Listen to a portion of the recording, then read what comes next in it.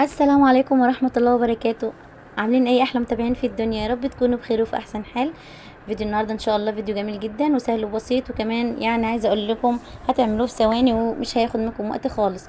هينفع معاكي بقى يا حبيبه قلبي في العزومات، في الغدا، يعني الخروجات، الحاجات دي كلها في المصيف. هينفع معاكي وجبه سهله وبسيطه ومش هتاخد منك وقت خالص. عايزه اقول لكم كده مبدئيا وجبه النهارده ليها كذا طريقه، بس احنا هنعملها بطريقه سهله جدا جدا، يعني فوق ما تتخيلي، باسهل ما يكون طبعا عشان كل الناس تقدر تعملها ومفيش حاجه توقفكم يا حبايب قلبي. ما فيش مثلا حد يقول لي لا ده مش موجود عندي في المكان دوت، لا ده صعب، ده مش عارف ايه. احنا شعارنا في قناتنا كل حاجه سهله وبسيطه وبنخلينا نبسطها ما نعقدهاش. بصوا مبدئيا كده معانا بقى صدور الفراخ، سوري معلش، دبابيس الفراخ. جبتها من عند الفرارجي، بتروحي تقولوا له انا عايزه دبابيس فراخ. بيبيعها لوحدها، في اوراق وفي دبابيس، فهو بيبيع الدبابيس لوحدها. بتجيبيها بقى اللي هي الدبوسه دي وتجيبيها بقى. طبعا غسلتها كويس جدا وبعدين حطيتها في مع محلول النقع حوالي ساعه، اللي هو عباره عن ليمون وملح وخل وحبه دقيق، وبعدين واحده طماطم، ودعكتهم كلهم كده مع بعض كويس جدا. وبعدين حطيت عليهم الميه وسبتهم حوالي ساعه منقوعين كده كويس، عشان ايه؟ لو في زفره او حاجه تروح منها.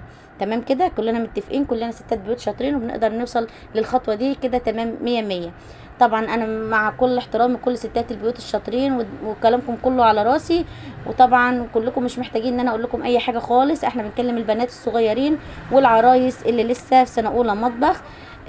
فبقول لهم خليكم معايا ونفذوا الوصفه، وقد ايه هتطلع معاكم جميله يا حبايب قلبي.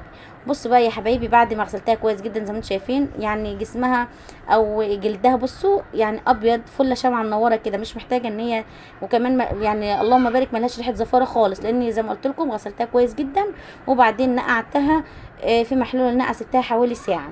طيب عندنا بقى قلنا كذا طريقه، كذا طريقه دي احنا كلنا يعني مش هنختلف في الطرق اللي هنعملها، بس انا هبسطها واعملها بطريقه واحده النهارده اللي هقول لكم عليها او اللي هتشاهدوها معايا في الفيديو.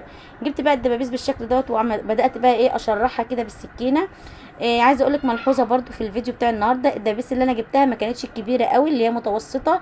يعني لو تلاحظوا اللي موجود معايا دلوقتي ده كيلو واحد من الدبابيس. ايوه كيلو واحد، صدقوني انا جبته من عند الفرارجي. نقيتهم كده بالواحده وطلعوا اللهم بارك، ما جبتش الكبيره قوي، جبت الوسط. طبعا بعد اللي هنعمله فيها هتبقى تحسيها مليانه شويه. بعد ما نعملها في الكفر ونحمرها كده ونظبطها تطلع اللهم بارك جميله جدا. عايزه اقول لك الوجبه دي بدل ما تشتريها من بره غاليه وبمبالغ مبالغ كبيره، هتعمليها في بيتك ولولادك وهتفرحيهم، وكل الولاد بيحبوا الاكله دي. طبعا مش الولاد بس، الكبار والصغيرين كلنا بنعشقها. اللي هي وجبات كوكي واطياب والحاجات دي كلها. عملنا مع بعض على القناه عندي صدور الفراخ اللي هي البانيه اطياب، اللي هي بتاع الشركات، عملناها بطريقه ممتازه جدا. لو حابين تشاهدوا الفيديو ممكن تدخلوا عندي على القناه وتشاهدوا الفيديو بتاع بانيه الشركات او اطياب زي ما بيقولوا. طبعا هو الاطيب من هيك فعلا طلعت جميله وممتازه، وعن تجربه عملتها بعد كده كذا مره، ويا ريتني ما عملتها. من ساعه ما عملتها ولادي كل يوم عاوزين منها الصراحه، لانها فعلا جميله وكمان اقتصاديه جدا جدا جدا. فاهمين؟ يعني حطوا كام خط تحت كلمه اقتصاديه دي، لانها فعلا اقتصاديه وموفره. بصي بقى اللهم بارك، ده كيلو زي ما قلت لكم من الدبابيس، عمل معانا كميه حلوه قوي زي ما انتم شايفين. في ناس كتير مش هتصدقني، معقول ده كيلو؟ ايوه، لان انا جبت الوسط زي ما قلت لك، ما جبتش الكبيره قوي. انت ممكن تجيبي الكبيره قوي يعمل معاكي 4 دبابيس بس، فانا جبت الوسط كده ايه، خير الامور وسط زي ما بنقول. بعد كده بقى حطيت الحله بتاعتي على النار وفيها ميه، وحطيت فيها فلفل اسود، حبهان، ملح، ورق لوري، وبعدين واحده بصل متوسطه وواحده طماطم برضو. قطعتهم كده 4 ارباع البصلايه والطماطمايه، ونزلت بالتوابل بتاعتي في الشوربه، وبعدين نزلت بالدبابيس بتاعتنا زي ما انتم شايفين كده. هنسيبها بقى لحد ما تستوي تماما، فاهماني؟ يعني مش تستوي نص نص، لا سيبها تستوي زي ما انت متعوده ان انت تاكليها كفراخ يعني عامه. وادي بقى الدبيس بعد ما سويتها، شايفين؟ يعتبر يعني كان لسه لها تكه واللحم يطلع من العظم، فانا سويتها كويس زي ما انتم شايفين اهوت. وبعد كده يلا بقى ننتقل للمرحله اللي بعد كده، ازاي هنعمل فيها ايه وهتطلع معانا كوكي كوكي كل الناس بيحبوكي. يعني عايزه اقول لكم فعلا وصفه جميله، وبعد كده بقى هتاكلي فراخ كل يوم وتاكلي ولادك كل يوم فراخ، لان عايزه اقول لك مش غاليه. ما تدوريش بقى على اللحمه، انسيها خالص. انسيها تماما. ما تدوريش بقى على الفراخ، هاتي بقى الدبابيس بالشكل دوت واعمليها. بصوا زي ما احنا متفقين فعلا ان شعار قناتنا ما تخليش حاجه توقفك، اشتغل على الموجود عندك يا حبيبه قلبي. انا جبت بقى زي ما انتم شايفين كده الدقيق. عايزه اقول لك مش هديكي كميه معينه، الكميه حسب اللي انت هتشتغل عليه او حسب الكميه اللي انت هتعمليها. حطيت بقى الدقيق وحطيت معلقه كبيره من الكركم وحبه فلفل اسود. يعني التوابل اللي عندك حطيها، بمعنى اصح التوابل اللي بتحبيها واللي بتفضليها. يعني الخطوه دي طبعا احنا مملحين الشوربه بتاعتنا اللي كان فيها، اللي سالقين فيها الدبابيس. وبرده هنتبل، وفي التتبيله هنحط برده التوابل بتاعتنا عادي خالص. حطيت بقى حبه دقه وحبه فلفل اسود وحبه كركم، وكل ما لذ وطاب انزلي بيه على الخليط بتاعك. ويا سلام بقى معلقه كبيره من النشا هتحطيها على الخليط دوت. ويا سلام برضو هقولك لو نص معلقه صغيره من البيكنج باودر. يعني عايزه اقولك كل الحاجات دي مش هتخسرك، مش هتتعبك. وهقولك برضو عشان نبسطها وما نعقدهاش، لو مش موجود عندك مفيش مشكله خالص خالص، ممكن تستغني عن معلقه النشا بمعلقه بقسماط ناعم. لو مفيش نشا حطي بقسماط، لو مفيش بقسماط حطي نشا. تمام يا رب، يعني يا رب اكون مبسطاها على الاخر يعني. بعد كده بقى حطيت كل المكونات بتاعتي وهبدا اقلبهم مع بعض بالشكل اللي انتوا شايفينه دوت.